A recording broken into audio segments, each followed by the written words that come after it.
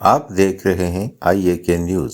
پاکستان پیپلز پارٹی بلاول ہاؤس کے media member اور coordinator وزیر بلدیات سندھ سردار نزاکت خان نے کہا کہ پاکستان پیپلز پارٹی پاکستان میں بروقت انتخابات چاہتی ہے۔ آئندہ پاکستان کے وزیر اعظم بلاول بھٹو ہوں گے۔ مسلم لیگ نون اور پیپلز پارٹی کا اتحاد قائم رہے گا۔ بلاول بھٹو نے مسئلہ کشمیر پر جاندار موقف اپنایا۔ جماعت اسلامی نے کراچی میں دہشت گردی کی، سیاسی میدان میں مقابلے کے بجائے جماعت اسلامی نے سرکاری گاڑیوں کو نقصان پہنچایا۔ جماعت اسلامی کے کارکنان نے پیپلز پارٹی کے قائدین کو برا بھلا کہا، گالم گلوچ کی۔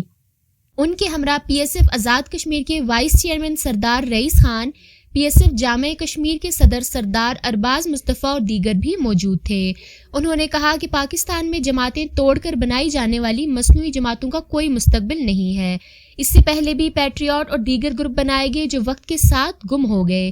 پاکستان میں انتخابات 2023 میں ہی ہوں گے۔ انتخابات میں تمام سیاسی جماعتوں نے یہ طے کیا ہے کہ جو بھی جماعت اکثریت لے کر آئے گی، تمام جماعتیں اس کے مینڈیٹ کو قبول کریں گی اور آئندہ بھی اس بات کے زیادہ امکانات ہیں کہ کولیشن گورنمنٹ رہے گی۔ وفاق میں پیپلز پارٹی حکومت بنائے گی اور بلاول بھٹو وزیر اعظم ہوں گے۔ ان کا کہنا تھا کہ بلاول بھٹو نے مسئلہ کشمیر پر ہر جگہ کھل کر ترجمانی کی اور پیپلز پارٹی کے اس نعرے کو سچ کر دکھایا کہ پیپلز پارٹی کی بنیاد مسئلہ کشمیر پر رکھی گئی ہے۔